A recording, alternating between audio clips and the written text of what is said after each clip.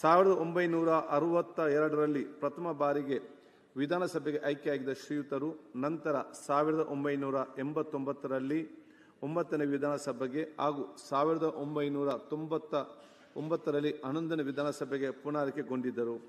1968ರಲ್ಲಿ 4ನೇ ಲೋಕಸಭೆಗೆ ಚುನಾಯಿತರಾಗಿದ್ದ ಅವರು 1971ರಲ್ಲಿ 5ನೇ ಲೋಕಸಭೆಗೆ, 1980ರಲ್ಲಿ 7ನೇ ಲೋಕಸಭೆಗೆ ಪುನರಾಯ್ಕೆಗೊಂಡಿದ್ದರು.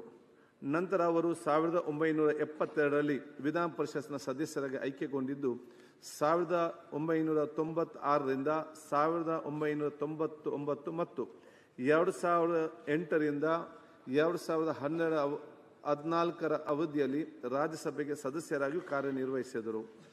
ಶ್ರೀ ಎಸ್. ಎಂ. ಕೃಷ್ಣರವರು ವಿಧಾನಸಭೆಯ ಸಭಾಧ್ಯಕ್ಷರಾಗಿ, ಕೈಗಾರಿಕಾ, ವಾಣಿಜ್ಯ ಮತ್ತು ಸಂಸದೀಯ ವ್ಯವಹಾರ ಸಚಿವರಾಗಿ, ಉಪಮುಖ್ಯಮಂತ್ರಿಯಾಗಿ ಹಾಗೂ ನಂತರ ರಾಜ್ಯದ 10ನೇ ಮುಖ್ಯಮಂತ್ರಿಯಾಗಿ ಸೇವೆ ಸಲ್ಲಿಸಿದರು. ಶ್ರೀಯುತರು ಕೇಂದ್ರ ಕೈಗಾರಿಕಾ ರಾಜ್ಯ ಸಚಿವರಾಗಿ, ಹಣಕಾಸು ಖಾತೆಯ ರಾಜ್ಯ ಸಚಿವರಾಗಿ ಹಾಗೂ ವಿದೇಶಾಂಗ ವ್ಯವಹಾರಗಳ ಖಾತೆಯ ಸಚಿವರಾಗಿಯೂ ಸಹ ಕಾರ್ಯನಿರ್ವಹಿಸಿದರು. 2008ರಲ್ಲಿ ಮಹಾರಾಷ್ಟ್ರ ರಾಜ್ಯದ 18ನೇ ರಾಜ್ಯಪಾಲರಾಗಿ ನೇಮಕಗೊಂಡಿದ್ದರು. ರಾಜ್ಯದ ಸರ್ವತೋಮುಖ ಅಭಿವೃದ್ಧಿಯ ಕನಸು ಕಂಡಿದ್ದ ಶ್ರೀಯುತರು ಭೂ ದಾಖಲೆಗಳನ್ನು ಡಿಜಿಟಲೀಕರಣಗೊಳಿಸುವ ಯೋಜನೆ, ಸರ್ಕಾರಿ ಮಕ್ಕಳಿಗೆ ಬಿಸಿಯೂಟ ಯೋಜನೆ, ಅಂತಾರಾಷ್ಟ್ರೀಯ ವಿಮಾನ ನಿಲ್ದಾಣ, ಬೆಂಗಳೂರು ಮೈಸೂರು ಹೆದ್ದಾರಿ ಯೋಜನೆ ಸೇರಿದಂತೆ ಹಲವಾರು ಅಭಿವೃದ್ಧಿ ಯೋಜನೆಗಳನ್ನು ಜಾರಿಗೆ ತಂದಿದ್ದರು. ಮಾಹಿತಿ ಮತ್ತು ತಂತ್ರಜ್ಞಾನಕ್ಕೆ ಹೆಚ್ಚಿನ ಒತ್ತು ಕೊಟ್ಟಿದ್ದ ಅವರು ರಾಜ್ಯದಲ್ಲಿ ಐಟಿ ಬಿಟಿ ಕ್ರಾಂತಿಯನ್ನೇ ಮಾಡಿದರು. ಬೆಂಗಳೂರನ್ನು ಸಿಲಿಕಾನ್ ಸಿಟಿಯನ್ನಾಗಿಸಿ ಸಿಂಗಾಪುರ ಮಾದರಿಯಲ್ಲಿ ಅಭಿವೃದ್ಧಿಪಡಿಸುವ ಮಹತ್ವಾಕಾಂಕ್ಷೆಯನ್ನು ಹೊಂದಿದ್ದರು. ಶ್ರೀ ಎಸ್. ಎಂ. ಕೃಷ್ಣರವರು ಅತ್ಯುತ್ತಮ ಆಡಳಿತಗಾರರಾಗಿದ್ದು, ಎಂತಹ ಕಠಿಣ ಪರಿಸ್ಥಿತಿಯಲ್ಲೂ ಎದೆಗುಂದದ ಶ್ರೀಯುತರು ಡಾಕ್ಟರ್ ರಾಜ್ಕುಮಾರ್ ಅವರನ್ನು ಕಾಡುಗಲ್ಲ ವೀರಪ್ಪನ್ ಅಪಹರಿಸಿದ ಸಂದರ್ಭದಲ್ಲಿ ಪರಿಸ್ಥಿತಿ ನಿಭಾಯಿಸಿದ ರೀತಿ ಅಪ್ರತಿಮವಾದದ್ದು. ತೀವ್ರತರವಾದ ಬರಗಾಲ ಸಂದರ್ಭದಲ್ಲಿ ರಾಜ್ಯದ ಜನರ ಹಿತಾಸಕ್ತಿಗೆ ಮೋಡ ಬಿತ್ತನೆ ಮಾಡಿ ಮಳೆ ಬರಿಸಲು ಮುಂದಾಗಿದ್ದರು. ಸದಾಕಾಲ ಅಭಿವೃದ್ಧಿಯ ಚಿಂತಕರಾಗಿದ್ದ ಶ್ರೀಯುತರು ರಾಜ್ಯಕ್ಕೆ ನೀಡಿರುವ ಕೊಡುಗೆ ಅಪಾರವಾದದ್ದು. ಬಹುಮುಖ ಪ್ರತಿಭೆಯಾಗಿದ್ದ ಅವರು 2023ರಲ್ಲಿ ಪದ್ಮ ವಿಭೂಷಣ ಪ್ರಶಸ್ತಿಯನ್ನು ಪ್ರದಾನ ಮಾಡಿ ಗೌರವಿಸಲಾಗಿತ್ತು.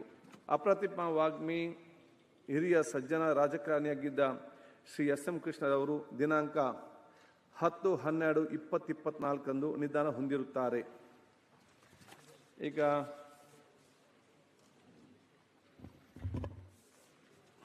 ನಮ್ಮ ನಗಲಿದಂಥ ಸನ್ಮಾನ್ಯ ಎಸ್. ಎಂ. ಕೃಷ್ಣರವರ ಬಗ್ಗೆ ಬಹುಶಃ ನಾನು ಅವರ ಬಗ್ಗೆ ಮಾತಾಡಲಿಕ್ಕೆ ಅತ್ಯಂತ ಸನ್ನವನಾಗಿದ್ದೇನೆ.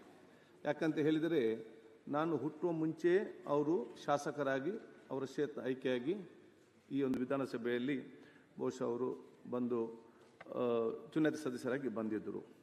ಆದರೂ ಬಹುಶಃ ನಾವೆಲ್ಲರೂ ಕೂಡ ಇವತ್ತು ನೋಡಿದಾಗೆ ನಾನು ಯಾವಾಗ ಮಾತು ಹೇಳ್ತಾ ಇದ್ದೇನೆ, ಪ್ರತಿಯೊಂದು ಸಾವು ನಮಗೊಂದು ಸಂದೇಶ ಕೊಡ್ತದೆ.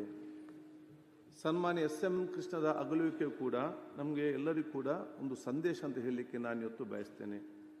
ಯಾಕಂತ ಹೇಳಿದರೆ, ತನ್ನ ದೀರ್ಘವಾದ ರಾಜಕೀಯ ಸಾಮಾಜಿಕ ಜೀವನದಲ್ಲಿ ಅವರು ಶಾಸಕರಾಗಿ, ಮಂತ್ರಿಯಾಗಿ, ಉಪಮುಖ್ಯಮಂತ್ರಿಯಾಗಿ, ಸ್ಪೀಕರ್ ಆಗಿ, ಕೇಂದ್ರದ ಸಚಿವರಾಗಿ, ಗವರ್ನರ್ ಆಗಿ, ದೀರ್ಘಕಾಲದ ರಾಜಕೀಯ ಜೀವನದಲ್ಲಿ ಎಲ್ಲ ವಿಧಾನಸಭೆ, ವಿಧಾನ ಪರಿಷತ್, ಲೋಕಸಭೆ, ರಾಜ್ಯಸಭೆ ಎಲ್ಲ ಕಡೆಯ ಸದಸ್ಯರಾಗಿದ್ದುಕೊಂಡ ಸಂದರ್ಭದಲ್ಲಿ ಎಲ್ಲಿಯೂ ಕೂಡ ಅವರು ನಕಾರಾತ್ಮಕ ಚಿಂತನೆ ಮತ್ತು ಮಾತು ಎಲ್ಲಿಯೂ ಕೂಡ ಬರಲಿಲ್ಲ. ನಾವು ನೋಡಿದಾಗೆ ಇಡೀ ಅವರ ರಾಜಕೀಯ ಜೀವನದಲ್ಲಿ ಒಂದು ದ್ವೇಷದ ಮಾತನ್ನು ಎಲ್ಲಿಯೂ ಕೂಡ ಆಡಲಿಲ್ಲ. ಇಡೀ ಅವರ ರಾಜಕೀಯ ಜೀವನದಲ್ಲಿ ಆ ಎಲ್ಲ ಸ್ಥಾನದ ಗೌರವವನ್ನು ಉಳಿಸಿಕೊಂಡು ಸರ್ವರ ಪ್ರೀತಿಗೆ ಪಾತ್ರರಾಗುವಂಥ ಅವಕಾಶದ ಇವತ್ತು ಅವರು ತಮ್ಮ ವ್ಯಕ್ತಿತ್ವ ರೂಪಿಸಿಕೊಂಡು ಬಂದಿದ್ದಾರೆ. ಅವರ ಎಸ್. ಎಂ. ಕೃಷ್ಣ ಅವರ ಜೀವನದ ವ್ಯಕ್ತಿತ್ವವೇ ಎಲ್ಲ ಯುವ ಜನಾಂಗ ಮತ್ತು ಯುವ ರಾಜಕಾರಣಿಗಳಿಗೆ ಒಂದು ಸಂದೇಶ ಅಂತ ಹೇಳಲಿಕ್ಕೆ ನಾನು ಇವತ್ತು ಬಯಸ್ತೇನೆ.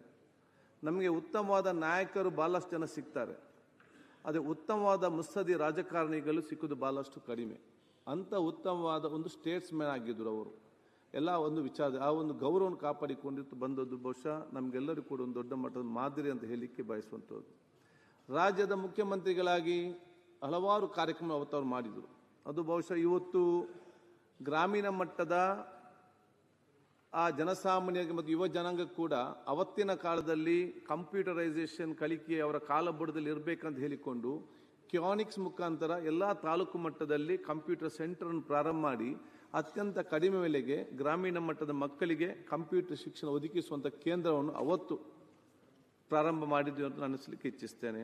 ಅದು ಅಲ್ಲದೆ ಬೆಂಗಳೂರನ್ನು ಬಹುಶಃ ಸಿಲಿಕಾನ್ ಸಿಟಿ ಆಗಿದ್ದುಕೊಂಡು ಇಲ್ಲಿಗೆ ಬೇಕಾಗುವ ಒಂದು ಮೂಲಭೂತ ಸೌಕರ್ಯ IT ಸೆಕ್ಟರ್ಗೆ ಇವತ್ತು ಕೊಟ್ಟಂಥ ಕೊಡುಗೆ, ಅದರ ಮುಖಾಂತರ ಕರ್ನಾಟಕವನ್ನು ಮತ್ತು ಬೆಂಗಳೂರನ್ನು ಇವತ್ತು ರಾಜ್ಯ ಮತ್ತು ರಾಷ್ಟ್ರದಲ್ಲಿ ಅಭಿವೃದ್ಧಿಯಲ್ಲಿ ಅತ್ಯಂತ ಮುಂಚೂಣಿಯಲ್ಲಿಟ್ಟು ನಮಗೆ ವಿಶೇಷದ ಗೌರವ ತಂದಂತಹ ಒಂದು ಡ್ಯಾಂಕ್ವತ್ ಅಂತ ಹೇಳಿ ನಾನಿತ್ತು ಸ್ಮರಿಸಲಿಕ್ಕೆ ನಾನಿವತ್ತು ಬಯಸುವಂಥದ್ದು.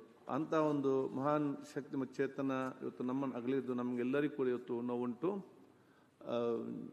ಮಾಡಿದೆ. ಬಹುಶಃ ಒಂದು ಮಾತಿದೆ, ನಾವು ಹುಟ್ಟುವಾಗ ನಮಗೆ ಯಾರಿಗೂ ಕೂಡ ಹೆಸರು ಇರುವುದಿಲ್ಲ, ಉಸಿರು ಮಾತ್ರ ಇರ್ತದೆ. ನಾವು ಈ ಸಮಾಜ ಮತವನ್ನು ನಾವು ಬಿಟ್ಟು ಹೋಗುವಾಗ ನಮಗೆ ಯಾರಿಗೂ ಕೂಡ ಉಸಿರು ಇರುವುದಿಲ್ಲ, ಹೆಸರು ಮಾತ್ರ ಇರ್ತದೆ. ಅಂಥ ಶಾಶ್ವತ ಹೆಸರನ್ನು ಶ್ರೀಮಾನ್ SM ಕೃಷ್ಣ ಅವರು ಇವತ್ತು ನಿರ್ಮಾಣ ಮಾಡಿ ರಾಜ್ಯದ ಜನತೆ, ದೇಶದ ಜನತೆ ಶಾಶ್ವತವಾಗಿ ನೆನಪಿಲ್ಲುಕೊಂಡ ವ್ಯಕ್ತಿತ್ವ ರೂಪಿಸಿಕೊಂಡಿದ್ದಾರೆ. ಆ ವ್ಯಕ್ತಿತ್ವ ಮತ್ತು ಆ ರೀತಿಯ ಒಂದು ದೊಡ್ಡ ಮಟ್ಟದ ವ್ಯಕ್ತಿತ್ವ ಮತ್ತು ಹೆಸರು ಪಡೆಯುವಂಥ ಅವಕಾಶ ಅದು ನಮ್ಮದು ಮತ್ತು ನಿಮ್ಮದೆಲ್ಲರೂ ಕೂಡ ಆಗಬೇಕು. ಅದಕ್ಕೆ ಅನುಗುಣವಾಗಿ ನಮ್ಮ ರಾಜಕೀಯ ಸಾಮಾಜಿಕ ಜೀವನ ನಾವೆಲ್ಲ ಮುಂದಿಟ್ಟುಕೊಂಡು ಹೋಗಲಿಕ್ಕೆ ಇಂತಹ ನಾಯಕರೆಲ್ಲರೂ ಕೂಡ ನಮಗೆ ದೊಡ್ಡ ಮಾದರಿ ಅಂತ ಹೇಳಿಕಿಸಿ ಅವರ ಆತ್ಮಕ್ಕೆ ಶಾಂತಿ ಸಿಗಲಿ. ಅವರ ಅಗಲಿಕೆಯ ನೋವನ್ನು ಅವರ ಕುಟುಂಬಗಳಿಗೆ, ಅವರ ಅಭಿಮಾನಿ ವರ್ಗದವರಿಗೆ ನಮ್ಮೆಲ್ಲರಿಗೂ ಕೂಡ ಆ ತಡೆಯುವಂಥ ಶಕ್ತಿ ಆ ಪರಮಾತ್ಮನ ಕೊಡಲಿ ಅಂತ ಹೇಳಿಕ್ಕೆ ಬಯಸಿ